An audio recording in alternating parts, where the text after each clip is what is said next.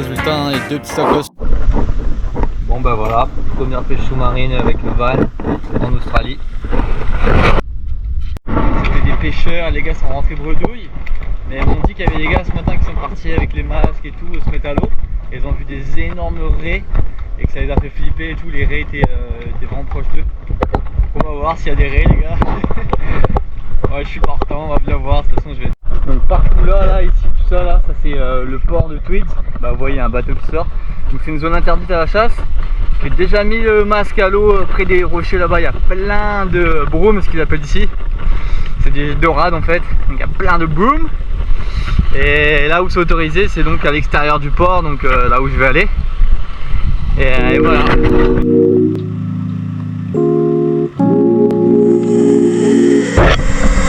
Hop là, voilà le spot en question. Donc là-bas vous voyez il y a une grande infrastructure, c'est en fait un truc pour rajouter du sable ou pour tenir le sable, mais ça s'appelle Sand Pass, donc je pense que ça sert à rajouter du sable.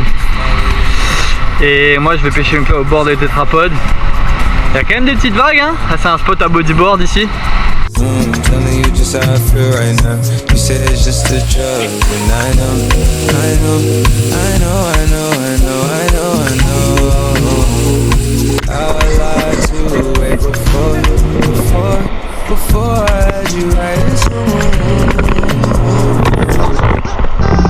y a des pêcheurs au large de la jetée déjà. Je viens de mettre à l'eau, il y a du courant mais il y a déjà du fiche.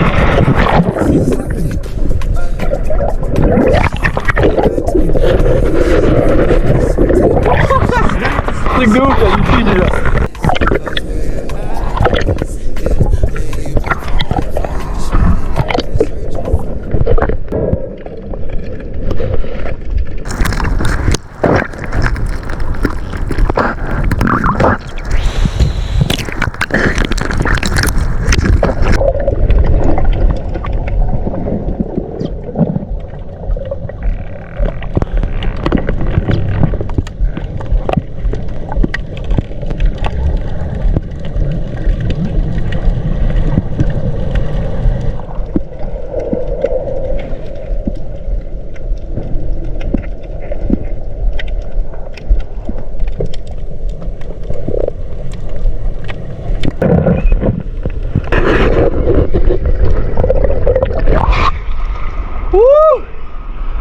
Premier agachon, ça promet.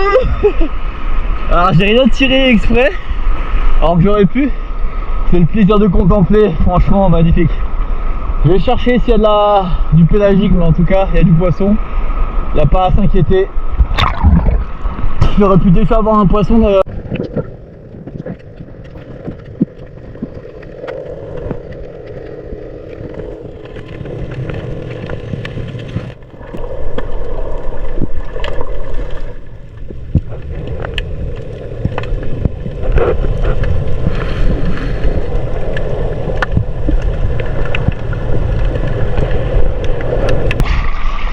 Wow, vous avez vu? Il y a déjà du pélagique qui arrive. Il y avait de la pompe et de la carangue africano pompa. La carangue africano là. Les gars, ça s'annonce vraiment pas mal. Bon, on est déjà au bout de la jetée. Mais objectif pélagique là.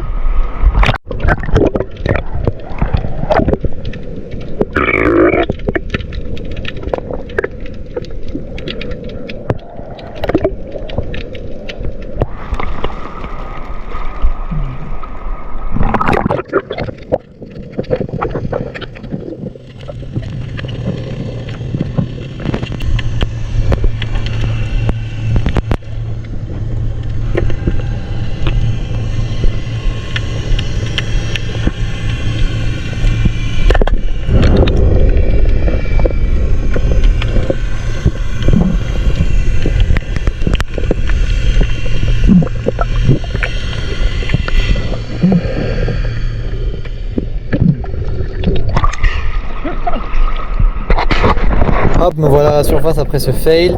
J'ai à peine le temps de recharger que je me retrouve entouré par des pampeux. Évidemment, je fais un tir raté dans la précipitation, ça m'étonne pas.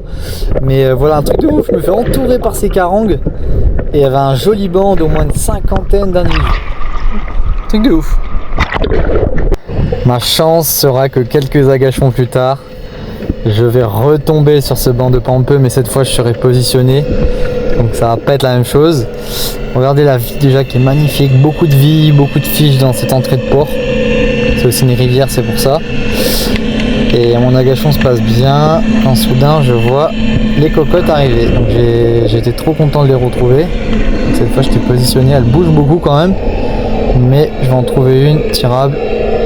Pas évident. Là j'ai mon tir. Peut-être pas forcément pris la plus grosse, mais voilà. C'est cool quand même d'avoir pu en avoir une petite carangue africano pampeux.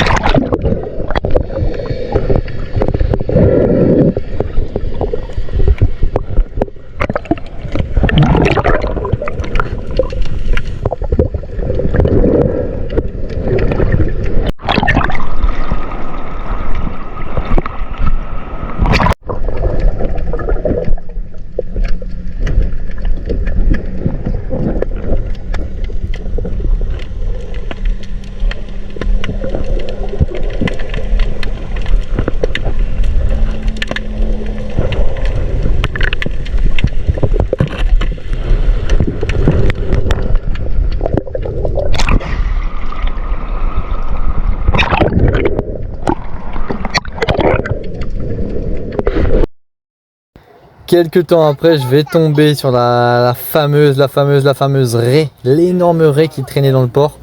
Là, vous allez la voir, elle est magnifique, massive, hein, vraiment un bon 3 mètres de large. Regardez-moi ça.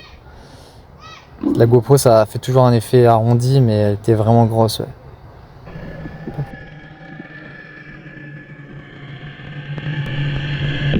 Donc là on se retrouve pour un agachon assez sympa. Je vais tomber sur un gros poisson, là il est à droite de l'écran, vous le voyez en bas. Et je sais pas exactement si c'était un snapper, au début je crois que c'était un dye, donc un poisson qui mange des algues qui m'intéressait pas. Et là j'ai commencé à me dire ça peut être un snapper, parce qu'il avait les lèvres un peu grosses. Les grosses lèvres d'un snapper, et j'ai hésité, je le reconnaissais pas, j'ai dit bon, est-ce que c'est vraiment un snapper? Et dans mon doute, j'ai dit je vais aller quand même vérifier, et là vous allez voir que je vais essayer d'aller chercher dans son trou. Probablement c'était peut-être un snapper, je vais vous montrer une image de ce poisson que j'ai raté je pense, par méconnaissance. Là j'ai mis la lampe, à savoir que la lampe est autorisée en Australie, c'est pas interdit de pêcher avec. Et là j'ai hésité à tirer dans cette cavité qui était un peu profonde, il faisait quand même 3 kg. Donc il aurait sûrement pris du fil. J'ai dit bon, tant pis, pas coincer la flèche, c'est pas grave. Mais voilà, peut-être une belle rencontre.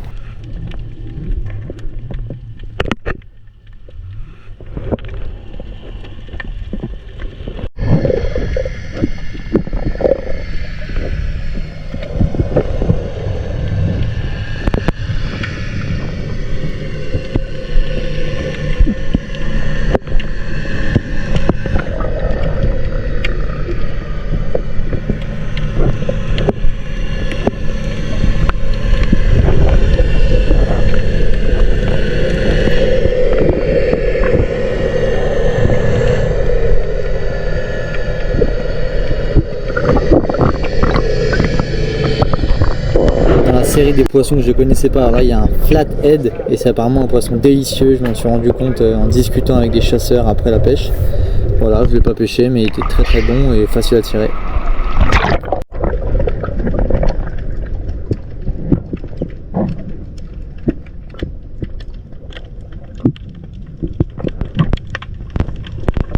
Donc là je vais aller essayer de goûter cette... Ah je vois une tortue d'abord, voilà, donc je vois une tortue. C'est sympa cet agachon, ça commence avec une tortue et là je vois le fameux bream, la fameuse dorade qu'ils aiment bien ici et boum, bah là je l'ai pas loupé. Cette fois-ci elle s'est fait piquer comme il faut. Pas une très grosse, je pense que ça faisait 800 grammes, 1 kg, mais voilà, c'était histoire de goûter aussi leur spécialité locale.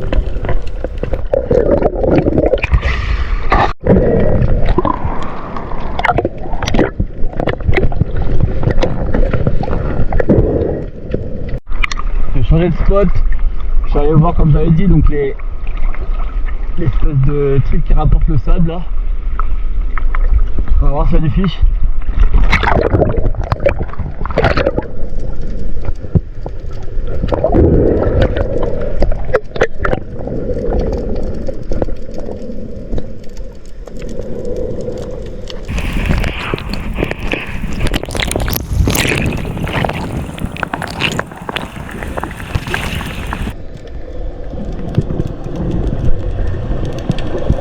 ça, l'agachon est plutôt mystique sous les pylônes, etc.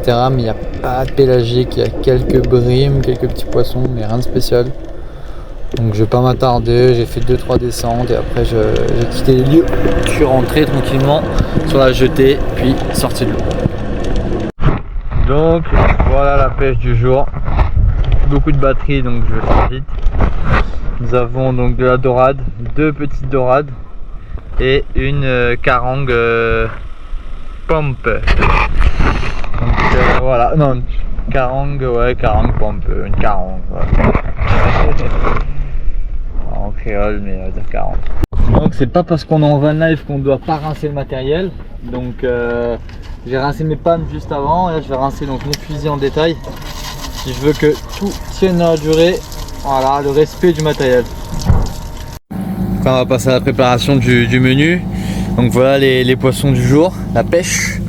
Là j'ai préparé les oignons au siave. Là j'ai fait ma petite préparation de tomates avec concombre.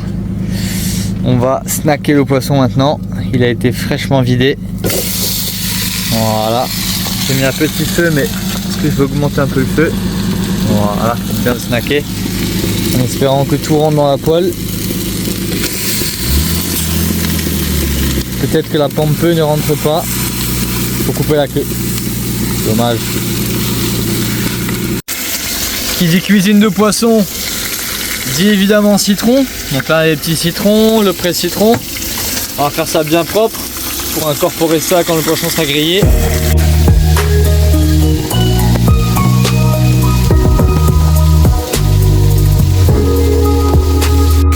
Donc voilà, le poisson il a bien grillé dans son jus de citron. Donc là ça va être vraiment un régal. Évidemment on va retourner pour checker, mais ça me paraît pas mal. Le poisson est vraiment bien cuit parce qu'on le sent. Donc là tout le poisson a été mis dans un récipient, juste la chair de poisson. Donc là ça va vraiment être du régal ça. Et en fait je fais ça parce que j'aime bien que le citron vraiment marine avec la chair. Du coup là je vais mettre tout le jus de citron avec la chair. Et je peux vous dire qu'il y aura vraiment un petit goût de citron léger mais bien présent. Et au niveau de la recette aujourd'hui j'ai décidé de faire simple. On va faire ça sous un format wrap. Donc petit wrap, petite sauce. Le fichier là, la tacos is coming. voilà, tout simplement. Avec le petit piment évidemment, sinon c'est pas du tacos.